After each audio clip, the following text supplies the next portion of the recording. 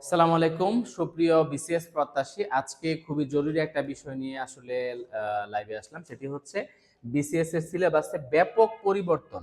আসলে দীর্ঘ সময় পরে, বিশেষ করে 35তম বিসিএস একবার সিলেবাস দেওয়া হয়েছিল যে কোন কোন টপিকগুলো থাকবে। এর আগে কিন্তু বিসিএস এর তেমন কোনো নির্ধারিত সিলেবাস ছিল না।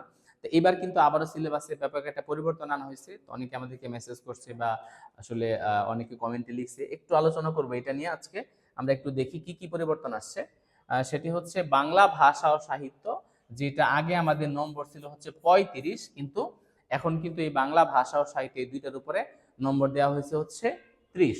এরপর আমরা যদি দেখি ইংরেজি ভাষা ও সাহিত্য, এটাও কিন্তু আগে কত ছিল 35, কিন্তু এটা এবার দেওয়া হয়েছে কত 30। এরপর আমরা যদি দেখি বাংলাদেশ বিষয়াবলী, যেটা আসলে আগে ছিল 30, এটা আসলে কমানো হয়েছে, এবার দেওয়া হয়েছে কত 25 নম্বর বরাদ্দ রাখা হয়েছে। আন্তর্জাতিক বিষয়াবলী, যেটাতে আগে ছিল হচ্ছে 20, এটা এবার দেওয়া হয়েছে কত 25।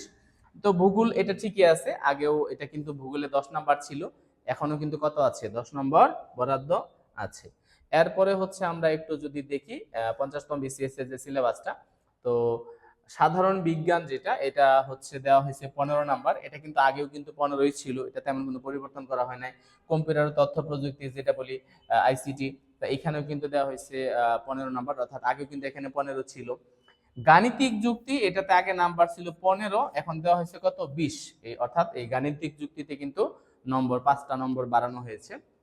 মানসিক দক্ষতা, এটা আগেও ছিল 15, এখনো কত 15। নৈতিকতা, মূল্যবোধ ও সুশাসন, এটা কিন্তু আগে 10 নম্বর বরাদ্দ ছিল, এবার কিন্তু এটাতে 15 নম্বর করা হয়েছে। অর্থাৎ মোট নম্বর যদি আমরা দেখি, সেখানে কিন্তু 200 নম্বরই কিন্তু বরাদ্দ আছে।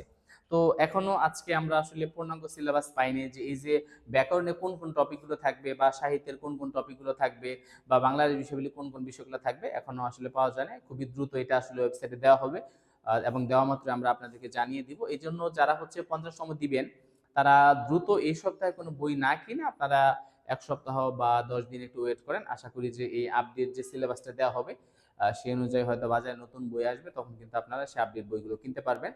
এবং যারা আমার আমিন স্যার বাংলা পেজে যুক্ত আছেন, শীঘ্রই আমরা এই সিলেবাস অনুযায়ী হচ্ছে ফ্রি ক্লাস শুরু করব। আমি আমিন স্যার আপনাদের সাথে বাংলা ক্লাস নিব, আমাদের সাথে সাধারণ জ্ঞান ফ্রি ক্লাসগুলো নেবেন তুষার স্যার, এক্স জবিয়ান, এবং যিনি হচ্ছে গার্ডিয়ান কোচিং শাখার পরিচালক। এবং এভাবে আমাদের সবগুলো বিষয়ের হচ্ছে ফ্রি ক্লাস হবে। আশা করি আপনারা সবাই আমাদের সাথে যুক্ত থাকবেন।